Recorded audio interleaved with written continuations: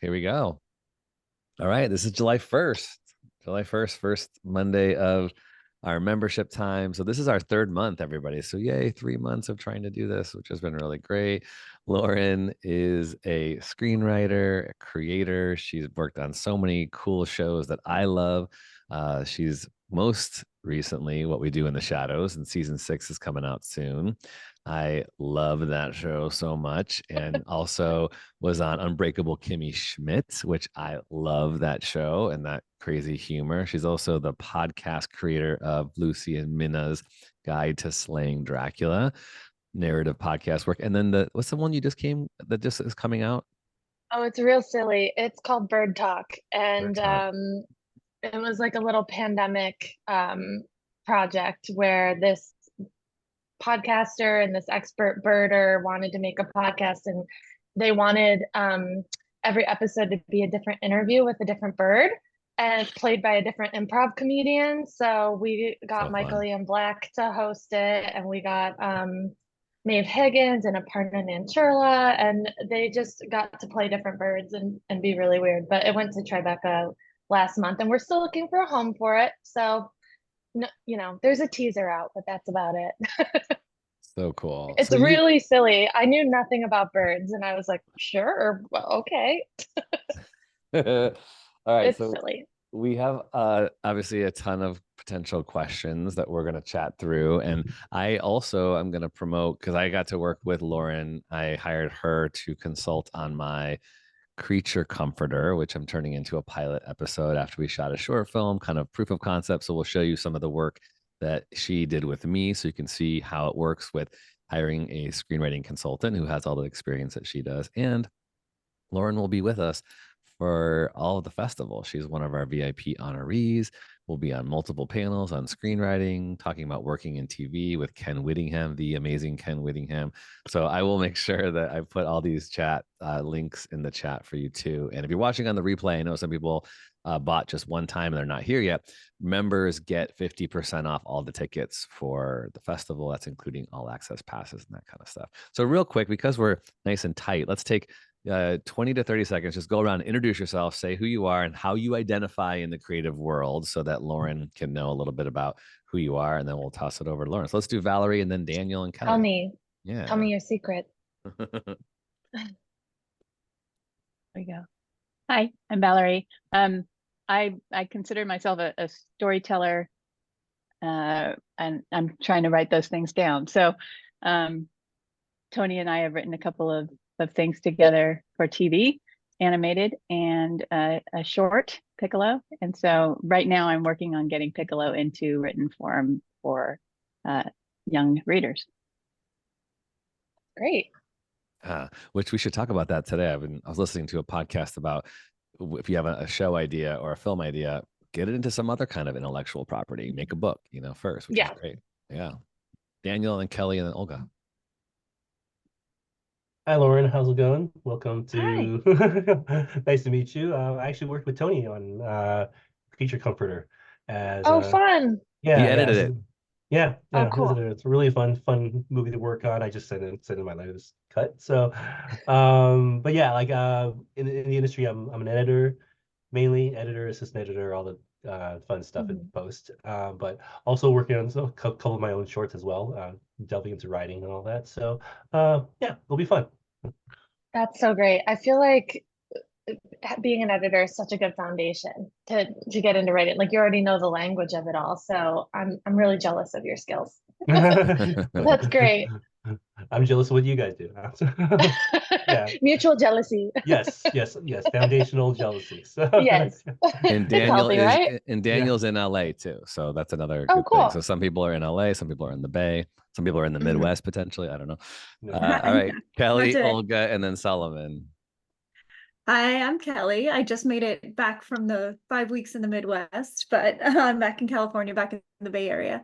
I'm a producer, line producer, script supervisor, and love to break down and schedule scripts, learning a lot more about screenwriting just to be a better producer. But I know that I'm not a writer. I have written a feature, but I had a real writer write it then and saw the difference of character arcs and conflict in the right places and all of that. I write like my previous career of an engineer and accident investigator, not a writer. So I really appreciate good writing, and I love this new field I've jumped into. So thanks for being here. I'm also on the board of Women of Film San Francisco Bay Area. Oh, awesome. I'm a board member and then a volunteer at BraveMaker. And Kelly, that organization is partnering with the Women in Entertainment panel that you're going to be on too, as well. So you'll see Kelly there as well. We have a number of our people going to be there, and we'll, lots of cross promotion. And yeah, we're trying to really promote the film festival through that too. Thanks, Kelly. Awesome. All right, Olga, and then Solomon. All right. Hi, everyone. Lauren, very nice to meet you. I'm Olga. You too. I'm so happy to see you in live on Zoom. I'm a writer, producer, just wrapped up the short that will be at the film festival this year on July 12th and 13th. It's called Effervescence, that Delphica is a part of as well, and most of the people here. But yeah, I write kind of dark philosophical pieces about meaning of life, mental health, and finding your place in the world. Also, I did finish script supervising certification, and I'm all about just getting into the weeds of filmmaking. I'm located in San Francisco Bay Area, Oakland, and what else? And yeah, and I'm on the BraveMaker team doing press comms, email marketing, and working with Stacy. Thanks. That's it? Jeez, you all are hustling. Whew. Lauren got to be a part of a press interview, so thanks to Stacy and Olga, as we did a little thing coming out through the Palo Alto Weekly, which was fun. Like, we want to talk to Lauren. Like, of course you do. All right. I don't know if any of it's usable. I literally, one of the first things I said was about menstruation. So comedy, baby. Bring it. Real life. Solomon, Stacy, and then Belhika. Solomon Hughes, actor, also a writer. I wrote a short film that Tony co-produced about the Globetrotters, this really crazy incident that happened with them in 1983. I think I consider myself a storyteller, and I'm also, there's this like family secret that like I learned about in 2017 that I've been like just collecting a massive amount of like archival like research, like information on, and I'm just trying to figure out what's the right form for it, theatrical, short, podcast, etc. So. Whoa, that's juicy. I want to know everything. That is, yeah. Let's sidebar because that's fascinating. I was trying to work on a project, a real life project, and they can be tricky, and you have to really collect all of that research and all of your sources. You have to cite it like it's a college essay. It is wild. So happy to bore you talking about that sort of stuff, but true story stuff is juicy, especially if it's in your own family. Let's heal some traumas. Right, exactly. Right. Oh man. Cool. Expose and then heal. Yeah. Stacy, Belhika, and then Renita. Hi, good morning, everyone. And nice to meet you, Lauren. Hi. I'm on the BraveMaker press team with Olga, and I'm a writer, director, producer, but learning all three. I'm the producer of a feature documentary that will screen at BraveMaker Film Festival, and glad to be here. I'm excited to see it. Stacy, quickly tell what it is. The pitch of Bar Daddy. Yes, I've seen your posts about it. Oh, good. It's an inspiring story about an attorney in Los Angeles who helped more than 3,000 Black law school graduates pass the California bar exam to become licensed attorneys. And he's been doing it for free since 1976 from his kitchen table. And he's still doing it to this day at 88 years old. That's amazing. Yeah, I've been seeing your posts about it, and I clocked that, and I was like, I hope I have time to go see it. Yeah, 2 times. This screening twice. It's good. It's inspiring. Yes. Yay. Well, congrats. All right, Belhika, Renita. Hi, my name is Belgica Rodriguez, and I am an actor and YouTube content creator. I'm based out of the Bay and LA, and my YouTube channel is about acting. I have over 100, it might be 900 videos now about my experience as an actor. I give tips, things like that. And because I love humans so much, I've been asked a few times to produce things, and I'm like, okay, fine, I'll try producing. So I have 2 shorts that I produced at the BraveMaker Film Festival, and then 2 that I acted in, and one of them is Effervescence that Olga was talking about, and I co-host the podcast. I'm trying to think of what else, but I co-host the podcast once in a while, and I just do all of the things, but primarily acting is the thing I'm good at and love, and I will never let go. That's Sometimes you amazing. got to I do give it you, all to act. ooh, I give you actors so much credit. I could never. It's so hard. All right, Well, it's last but really not good to meet least, all of you. Who else do we have? Renita just came in. I don't know if Renita is able to unmute, but Renita, if you are, and while we're waiting to see everybody else, please put your URL, copy the URL of choice so people can follow you. I put Lauren's in there already at the Lauren Wells on Insta. And Renita, if you can't, that's okay. Well, I think maybe you are doing something else and you'll watch the replay, but if you can unmute, you can. Otherwise, Lauren. I'm here. Oh, go ahead. Go ahead, Renita. I don't really have as much to say as everyone else did. I'm not nearly as experienced. I'm primarily a writer. I typically write sci-fi as well as detective fiction, in particular for the screen, but mostly teleplays. I typically cast in my stories people of color in roles they often aren't usually cast in, like the genius nerd character or the detective in a particular story. I've also been given the copyright rights to adapt a book that was about a historical massacre that occurred in the 1800s, and so I'm still working on that and trying to improve it as well. And I'm also trying to, in the very early planning phase of trying to get a proof of concept for my detective fiction teleplay.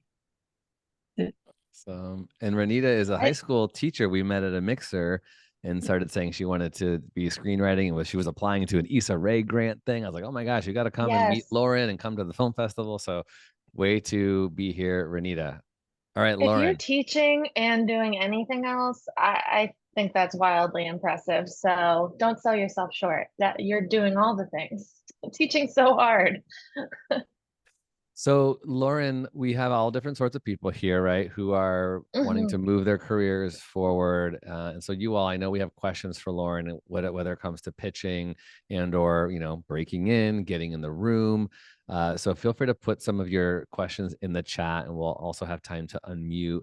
But I thought I'd just want to kind of start with, we're going to do talking about this at the festival too, but what are your thoughts right now about the state of the union for the entertainment industry, right? For screenwriting, there's a lot of people not working. Let's just start there with some of the thoughts you have around that as a writer in 2024. Yeah, I mean, look, my therapist is working overtime.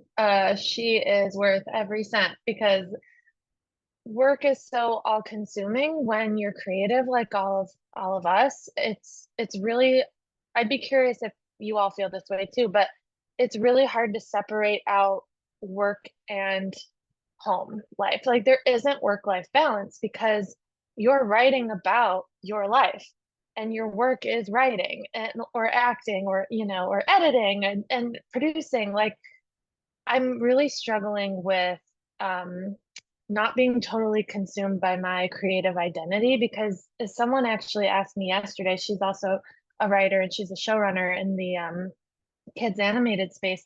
She said, what do you think you would do if you weren't creative? I truly don't, like, it broke my brain. And I'm just really trying to figure out how to kind of distract from myself from what's going on. It feels like the industry is a little bit on fire, but at the same time, it feels like we will come out of it. There aren't a ton of jobs right now, unfortunately. There aren't a lot of rooms going, and the rooms that are going, usually the people that are hired are friends of the showrunner. It's kind of a bleak landscape right now for writing in particular. And I know it's trickling down to the crew. So, oh, hey, me. My dumb face.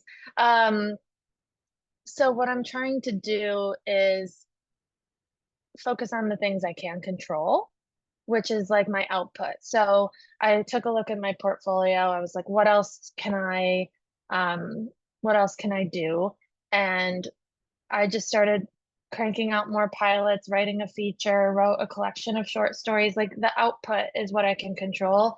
And hopefully when the industry is a little better, I'll be there with all of these things. So it's a really kind of scary time. My accountant in particular she only works with entertainment professionals, and she said about half of her clients are not working. So I say all this to be realistic, but also to hopefully just inspire you to keep going. And any rejection that you face right now, it is not you. It is truly not you. And to just keep at it, because just even anecdotally, the second that I got promoted to staff writer on What We Do in the Shadows, all of these agencies, CAA, UTA, all the letters came out of nowhere wanting to sign me. And now that I'm circling back and actively looking for a new agent, nobody's signing anyone. So that just shows you how volatile the industry can be. But the only thing we can control is our networking, the people we're surrounding ourselves with, and our output, what we're generating. So that's what I do to try to not go insane. So hopefully that helps. But it's scary. I'm not gonna lie. You're having some meetings, and you're pitching stuff right now. Can we talk a little bit about that, about pitching? We have a pitch contest happening that you're going to be jurying for at the festival, and we're giving away some grants. But I know, even especially, I was just talking to Solomon this morning about, he's pitching a bunch of shows. On high level, then we can get specifics. What are some of the things you think about when you get an exec meeting, when you're pitching on Zoom or in person, that is an important thing for us to consider? Well, it depends what it is. If it's a drama, I really try to lean into the heart and the themes and of the project, but I mostly pitch comedies. And the thing that's really tough about that is you have to tackle your themes, the tone of your show, kind of like comps. You have to say the kind of setting and the world that it's in. You have to address your main character, why you are the person to tell the story, why now, all of these things. And you have to be funny in how you present it all. So I have a development deal at the moment that I'm very excited about. I'm not sure if I'm allowed to talk about it. I want to, but the gist of it is Yeah, this is being recorded, so be careful. I know. I'm like, this could get juicy. The gist of it, though, in preparing for it, is like I basically have been. I'll narrow in on today I'm going to focus on tone. How do I want to represent the tone of my show? What kind of comps do I want to use? Is it like a Dead to Me, or is it like Bob's Burgers? Like what is it like? And then maybe the next day I'll kind of take a break from tone and I'll focus on characters or world building or a different facet. And I'll really just dedicate my day and my energy to getting into the nitty gritty of each of those sort of facets of the pitch. And then I usually have my pitch kind of written out by my intro and then each of my categories. And that way, and I keep kind of little tabs on the side so that if someone interrupts me or has a question, I can just, if they have a question, I'm talking about world now and they want to go back to characters, I can hit characters real quick, go back up, because most of our pitches are on Zoom now. They're very rarely in person anymore. So it's kind of nice because you have this cheat sheet in front of you where you can kind of hit tabs and stuff like that. And then most of the time, your pitch should be about 20 minutes. That's kind of the max. And I'm just talking for original pilots. I don't know really how it works. I have pitched a feature that's kind of more foreign to me. But I know for presenting a pilot pitch, usually it's about 20 minutes. But it has to tackle all these things. And I found that in the early drafts of putting a pitch together, the studio I was working with, they were like, yeah, all of this is good. The heart of it's there. All the content is there, but just spice it up and make it funny. And I was like, okay, mofos, let's do some stand-up. And I just kind of tried to inject some humor into it. And really, it's exhausting because I'm not a performer like some of you. So sometimes when I leave a pitch, I'm like, I'll go take a nap. I just had to give you all my personality and I have none left. I'm gonna go nap. So try to be gentle with yourselves because it's very hard and it's really scary and they're all muted and you can't tell if they're laughing or how they're responding. It can be really scary. But. So last question for me, and then we'll open it up. On that same note, it does feel like we have to be so good at so many things, and that feels so draining. You know, even like the visual presentation, which I shouldn't be complaining about it because I'm a visual person, but then I have to, you know, I don't have to write, I have to write well, write good. I have to create a pitch deck and have visual images, and all that stuff has to be, you know, formatted correctly and edited well. It feels really overwhelming, which I could feel why so many people get frozen to not even move forward because it feels like I just suck. I'm horrible and nothing is going to work right. Do you have any thoughts around that too? Yeah. Do you hire people to So do your many look? thoughts. Yeah, go for it. Oh, so with my own original half-hour pilot, when I'm kind of pitching that, I made my own deck for it, and I kind of just did that because it was my own project and I didn't have a studio yet. I was trying to get a studio interested. With other projects where a studio is involved, they will typically make the deck for you based off of your written pitch, and you really are very involved, but they're able to make it look so much better. They've just got all the art and more resources, especially if it's animation too. Like they likely have animators who can draw things up. But I hear you, and it's really hard to be good at all of these things because you're like, isn't just having a good script enough? Why do I also have to be the poster child for this thing, be super charming, sell this thing, be really funny, like all of that? Like, why can't the writing just speak for itself? And sadly, what I've noticed, especially when I was in grad school, was that there were so many really talented writers on the page, but they couldn't do the business side. They were a little awkward networking, or they weren't organized with or they weren't organized with getting new drafts out, or maybe they weren't good at keeping their calendar, so they missed meetings, or you know, they just couldn't do the business side of things or didn't know how to sell themselves, and their stuff hands down was better than mine. But because I could do the people stuff, I was able to network and get far, because unfortunately that's how we get jobs in our business, is by meeting people. Yes, this reminds me so much of my acting world. Yeah, no, like, isn't my acting enough? Isn't my writing enough? It's like, no, sadly, like it's great and it's the foundation, but to take it over the finish line, it has to be all about building relationships and being able to sell yourself. And so how I try to tackle it is like, I'll be kind of in writer and I'll have a day where it's like, okay, today I'm working on my feature outline. Tomorrow is my networking day, and I'm going to do some outreach to writers I admire or people in my network who I haven't caught up with in a while. So I'll have days where it's like, today's business day, tomorrow's writing day. And I really try to structure it out and make sure that I'm hitting both of those things, because you can write and write and write, but someone has to read it. So that's why you have to juggle both, and it's a lot. Good. Anybody questions? Olga saying 20-minute pitch. This is for an in-room meeting, correct? For Zoom, I was always advised 8 minutes, 5-minute pitch and questions, or even a 3-minute elevator pitch. Yeah, I mean, right now I'm working with a studio and we're pitching to different networks, and it's 20 minutes on Zoom. But I think it probably is situational. It depends, like, how far along you are in your pitching process, like, and it depends what you're pitching, I think. So I think it's kind of situational, but I was talking about Zoom in particular. But pitching is still always changing. So I would say just suss out whatever situation you're in and what you're told as far as length. Is I was told 20 minutes by the studio. So that's where I kind of got that from.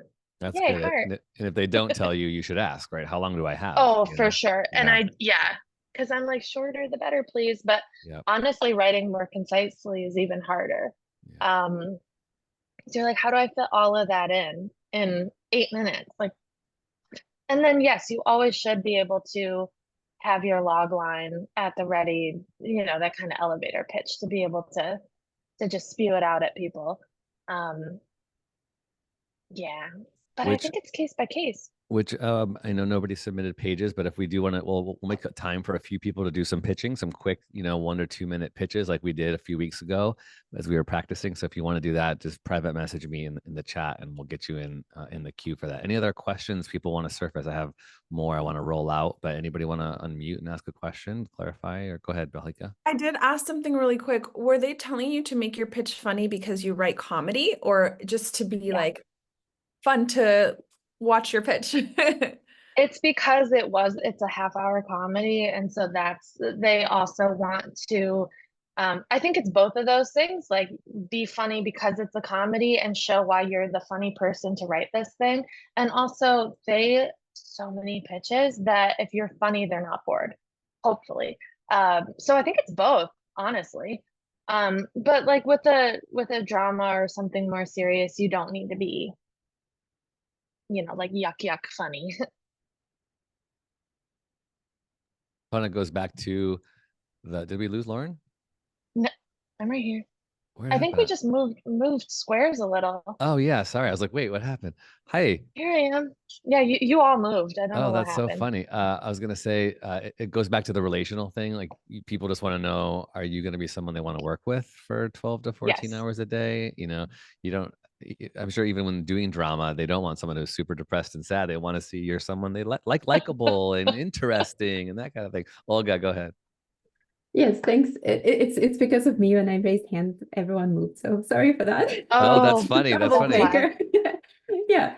My question is really about acting during pitch. So I'm from Roadmap World, and Lauren, I know you know them as well. So that's where 8 minutes came from. I'm like, I don't know what they tell me, but also there was an advice to not act when you're pitching. So of course it's a comedy, you want to be funny, like you want to use jokes so they know the tone, they know kind of what it's going to be like. But for drama, for example, don't ever act, don't ever like pretend you're in the world, just tell the thing, do your own body, do your own comms and all. And my question is, do you advise having some sort of just a visual representation of your character, maybe just like where they're coming from at the beginning, so they know right away? So it's not just the comms, but also you sort of represent your character, like this is what's going to be like, this is their trauma, their drama, and that's why I want to write this, because I have the same sort of background. Yeah, I agree with that idea of like, don't act, try not to act out the parts. It would be kind of funny though if you're playing everybody. looks a little unhinged in the pitch. But yes, so I definitely agree with that advice, but I also think sometimes what I'll do is I'll have my main character page in my pitch deck, and I'll have kind of a few bullet points about what they're like, but then I have a lot of reference photos.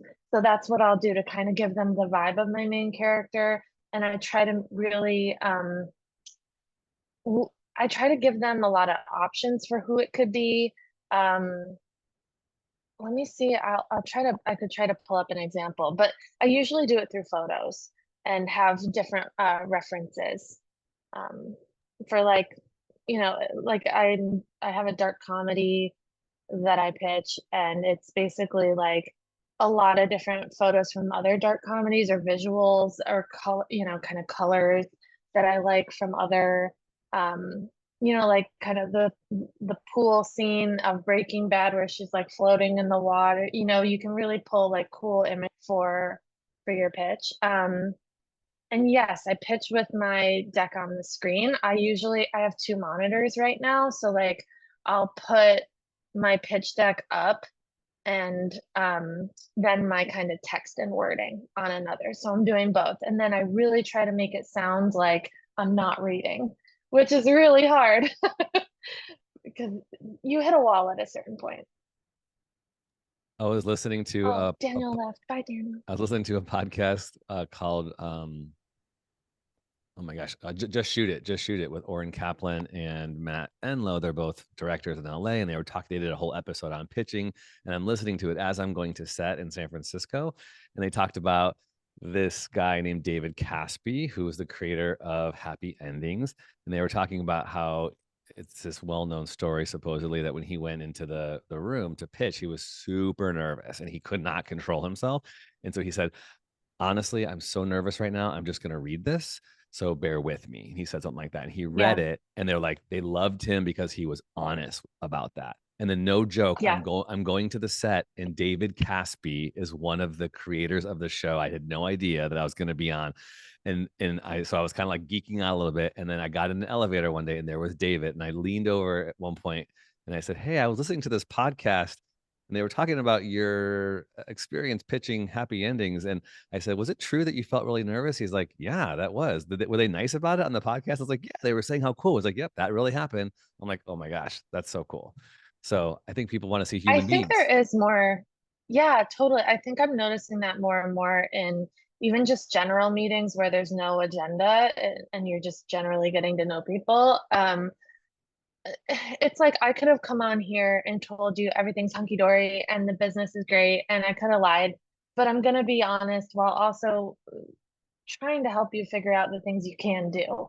And I don't know what else any of us could do other than be in this business. Like, we were meant to do it. I mean, look at her. She was meant to do this. I don't know. So it's like, I think there is space for vulnerability. And I think that you're totally right, Tony. Like, there's more of a trend now where people are just being honest. And when people are like, hey, how are you? And you're like, I'm okay. Like, people aren't lying as much anymore. Yeah. Good. Okay, a couple other questions. Otherwise, I want to do some quick pitches. And then I also want to show you how it was for me to work with Lauren, which I'm going to do again because I had such a good experience with her in this I put him through the ringer, you guys. Yeah, I had to go back and rewrite everything, which was so good. Like, you looked at stuff and changed things up. Renita, go for a question. And then if you want to pitch anything, please DM in the chat and we'll get you up. Go ahead for a question, Renita. Yes, I had a question about like location. Like, we all live in the Bay Area, and I knew like during the pandemic there had been a shift in order to make it so that more people who didn't live specifically in LA had access to things like writers' rooms or opportunities outside of that. Is that something you're still seeing, or is it primarily still you have to really live in LA to get the most sought after writing gigs? I think look, I daydream about getting a cabin in the woods and hiding away and being, a novelist in the woods. I totally think it's possible to make it happen from anywhere now because the pandemic really shifted things to be on Zoom. Seasons 3 and 4 of What We Do in the Shadows were all done online. And then our room was actually in New York City. So we were always flown to New York to go. So I moved out to LA, and then I get a job on that show and I have to go right back to New York where I came from. So New York, LA, they are the hubs for this industry, in Atlanta too. But I definitely think that you can totally make it happen from anywhere because all my general meetings are on Zoom. And like, I mostly just have phone calls with my reps. Like, I'm hardly seeing people in person. I will make the effort if it's someone that I really think I would benefit from seeing in person. So that's all to say, like, you could come into LA for a week and set up a bunch of meetings for yourself and do the kind of in-person coffees like that. I do think in person is best for just creating that bond. But that's all to say, like, you don't necessarily need to live here, I don't think. Renita, if but you haven't... I think, yeah. Oops, sorry, go ahead. Oh, sorry, go ahead. I'm good. I was going to say, if you haven't checked out Roadmap Writers, Lauren is on the adjunct staff of Roadmap. We have a partnership with them. Olga has done pitches. I do as well. They will be at the film festival. They're a great resource for somebody who doesn't quite know how to break in. I've had so many meetings with people. Actually, they got me 2 in person, so I had to fly to LA because it was an in-person. I was like, oh my gosh. It's a pay to play thing, but they also are, I would say the CEO, Joey, has gone above and beyond what I've paid when they find someone they like. In fact, that's why I think they're a part of BraveMaker, is they really want to help elevate some of the talent here in the Bay Area.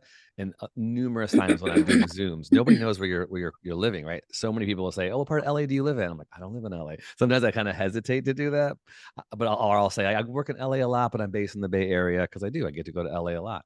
And I know other people on this Zoom have done that too, and it tends to work for you.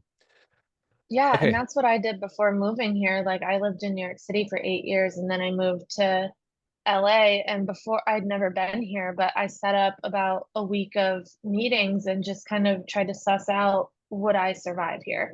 And do I know enough people to be able to get a job and get by? And I felt really good about it. And I was like, okay, so yeah, I definitely think you can do it from anywhere. And Roadmap's great too, because they help you get representation as well. But I definitely think that like the way to hack it is to come in for a week or two of just in-person stuff. And then if you're ever staffed on a show, not if, when you guys are staffed in writers' rooms, yes, you know, you get in the Writers Guild, you are travel, you know, you are, if you're not a local hire, you are flown in and you are put up, and it's, you know, you're like, oh my God, I'm so fancy. So the travel elements are taken care of.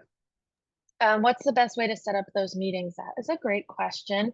I honestly find that IMDb Pro is great because you can see people's contact information, but also what I'll do is I'll research shows that I really love.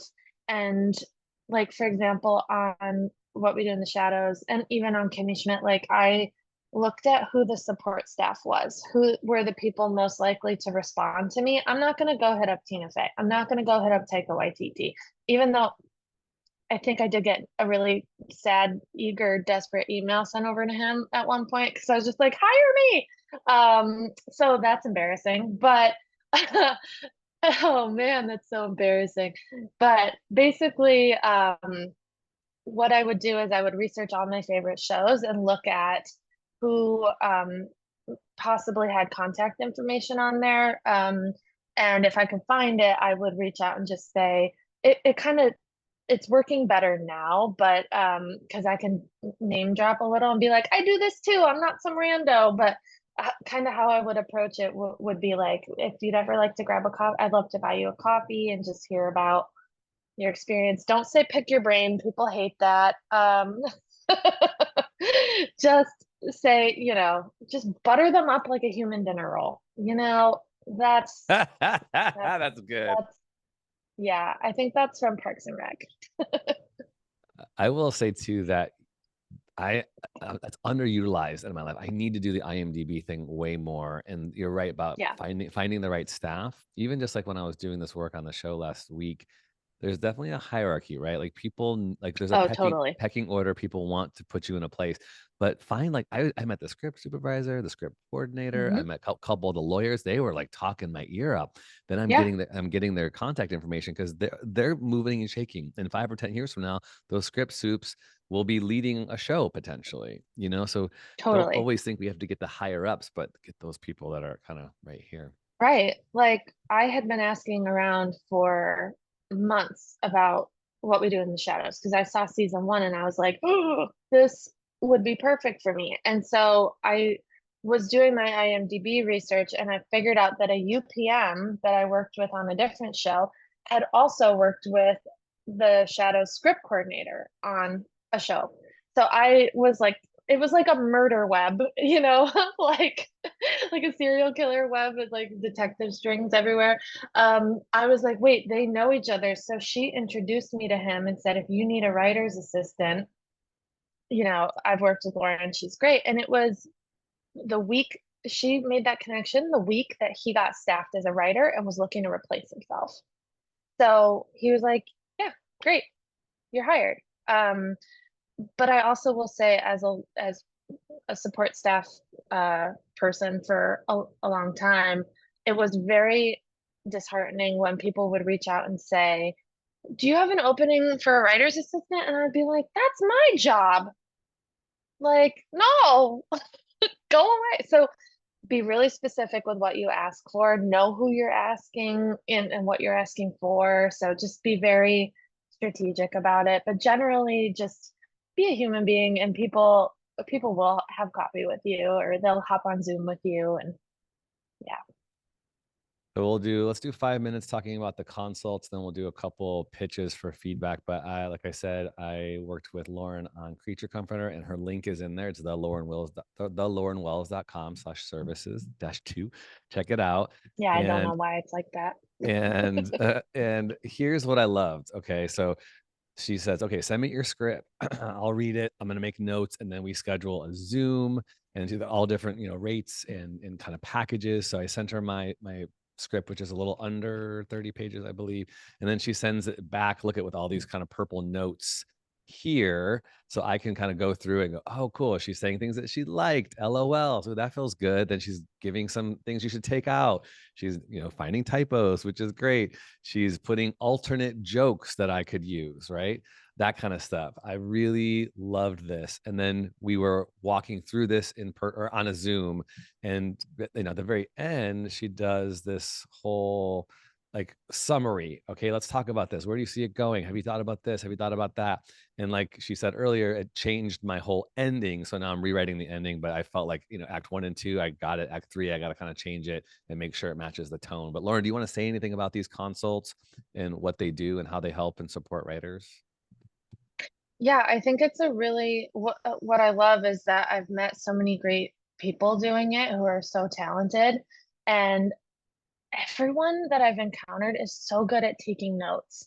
And I'm really impressed, because sometimes newer writers are a little more sensitive, a little more precious or defensive about their writing, and they can get really kind of potentially upset by saying like, I think this needs a restructure. And I'm not a monster. I don't go in there. Like, I always say what I like, what's working well. And then also, here are the areas that I think you could improve. And you always take notes with a grain of salt. It's like, oh man, look at all that. But what I really like about it is that I've just met so many people who are so eager, and they're just like, I just want to make it better. And one of my clients, she was originally one of my writing pad students in a TV Comedy 1 class that I taught with them.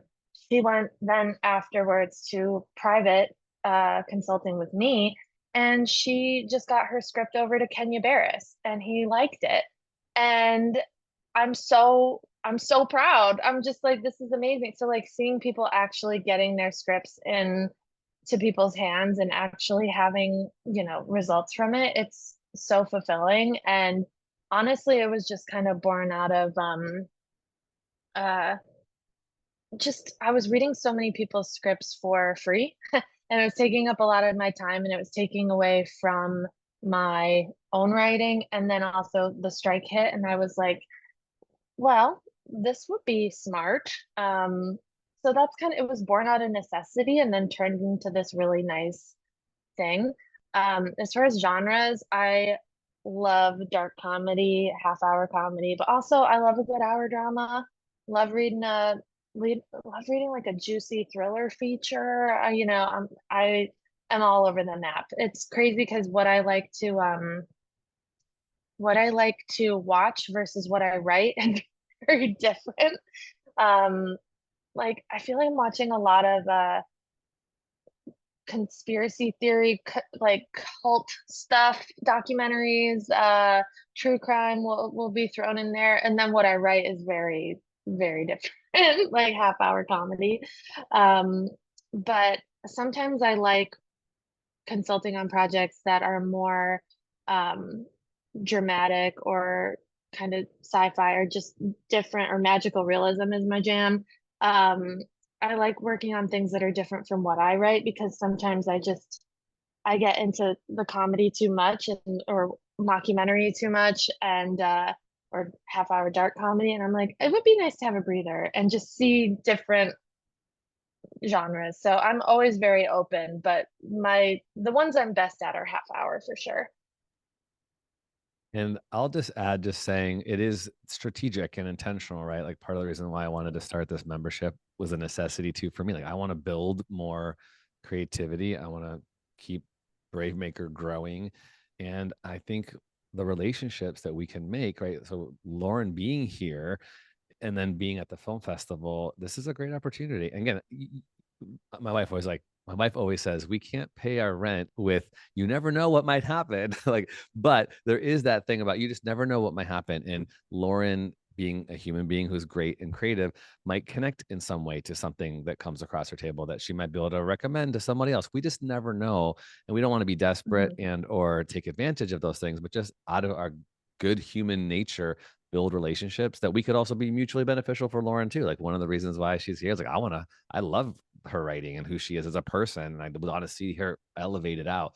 And I think those things get me kind of excited for the future of what could happen in any of our lives, which just is intentional. Going, I'm going to pay this person because they shouldn't have to work for free, right? Value who they are, and then that gives them some sustenance, but it also benefits me, and who knows how that might impact me for the future. So definitely encourage taking a look That's at why, her like, services. mentorship is so important, you know, like I feel like I have so many mentors who brought me up and helped me and made me a better writer, and I'm still navigating my path, and I'm, you know, not a showrunner yet, but I hope to be.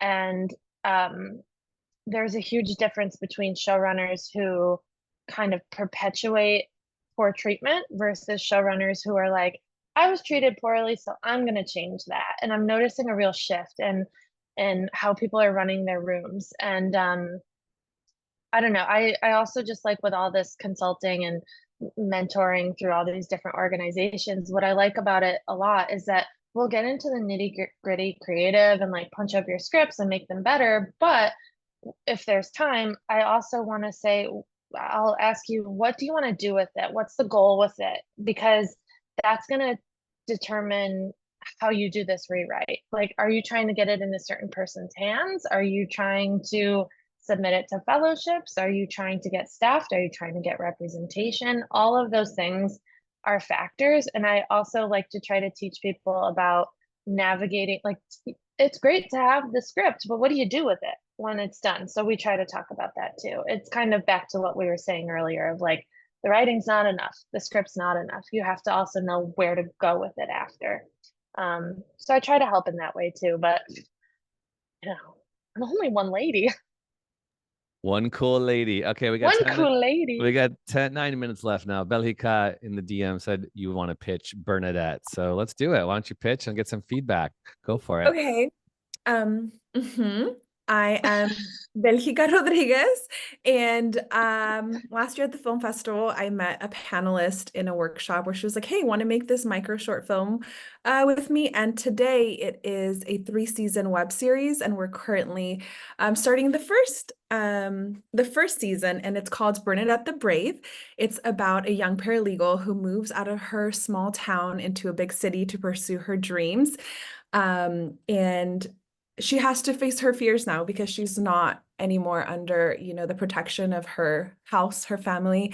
And so she has to, in each episode, she faces a new fear with a ragtag team of real and imagined women who are already fearless. So in every episode, you see her go through a new fear. One of them is writing a rideshare. Terrified about writing a rideshare because a lot of us have terrible experiences, and you see how women help her get through it. And it is 100% female cast and crew web series, and some of the comps are Awkward Black Girl, YouTube, and then some other ones that are a little bit less known, I think, is Amazon's Club Rat. It's started on TikTok, and then YouTube's First. That's another series. And the world is just very relatable to all of us, because we all have all these fears that keep us back. Like, oh, I don't want to look a certain way in the yoga studio. I'm not going to go to a yoga class. I'm just going to do yoga at home. So it's a lot of that, of fears that you can relate to, of mental health, and realizing that you're not in this anxiety bubble by yourself. Like, you can reach out and help other people. You can reach out and ask for help. And I play Bernadette. Did I say that? I am the lead. Oh, I'm sorry. I am Bernadette. And I relate to her so much, especially as I have been playing her. I'm like, oh, wow. Okay. Uh-oh. Wait, so I'm really interested in the real and imagined women. Yeah. part.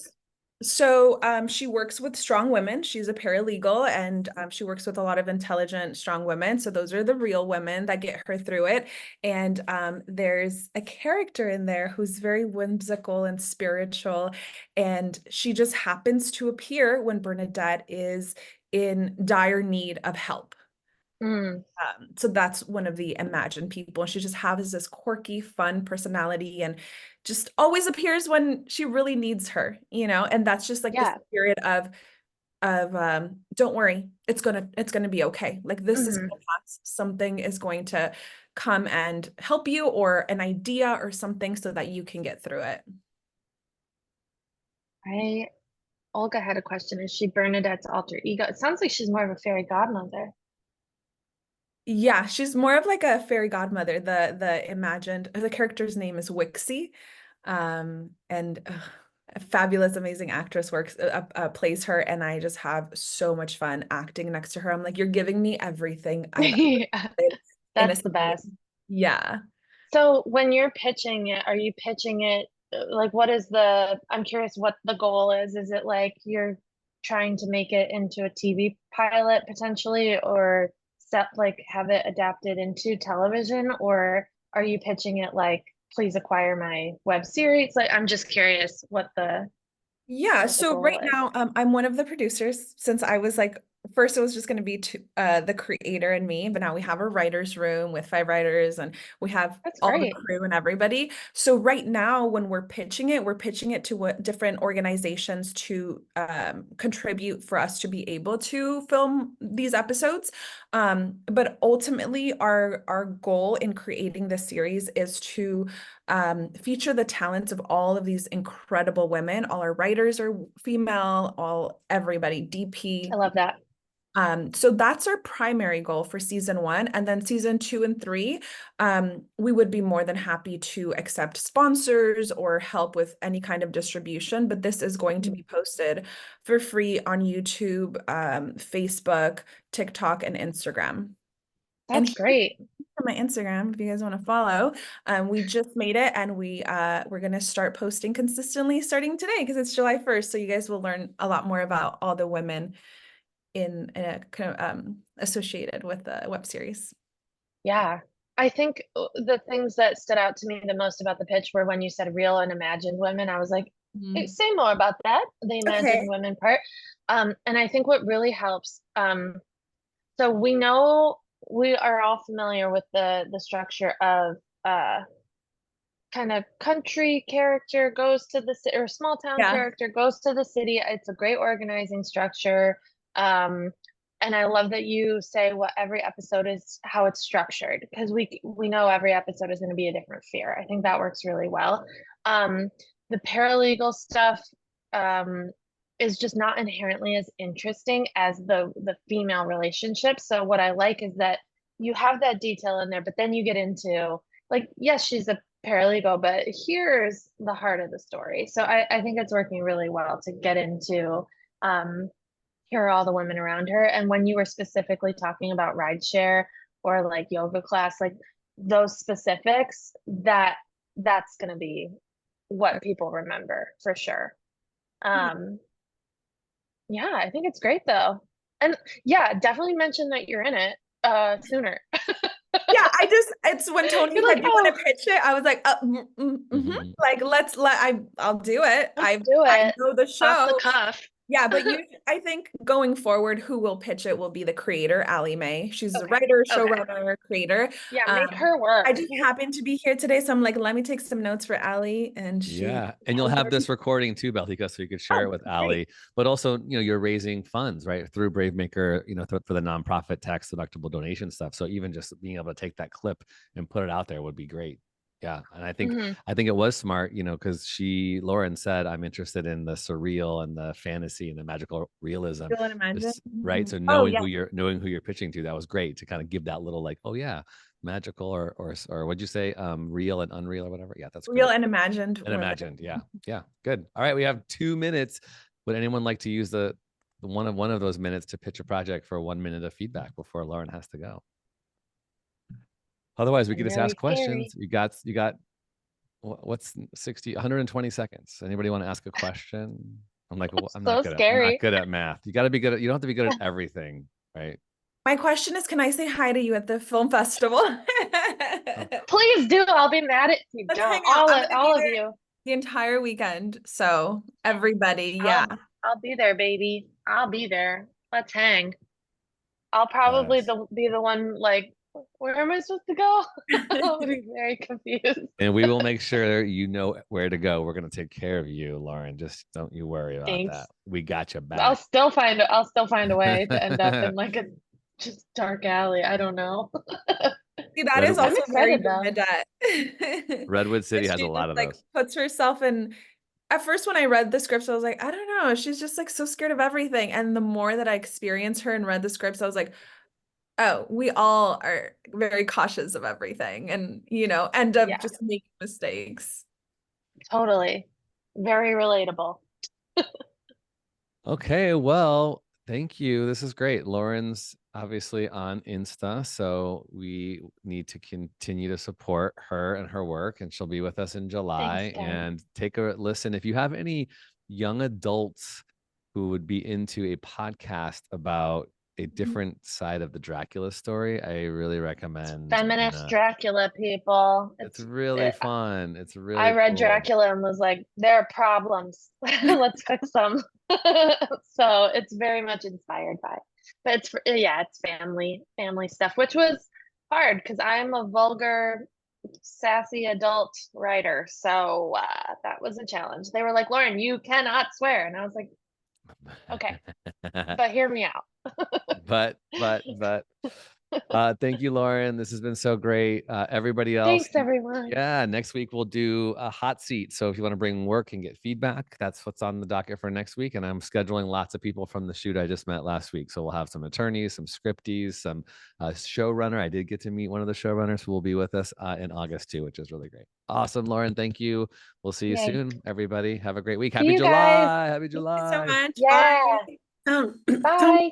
Tony, can Olga and I ask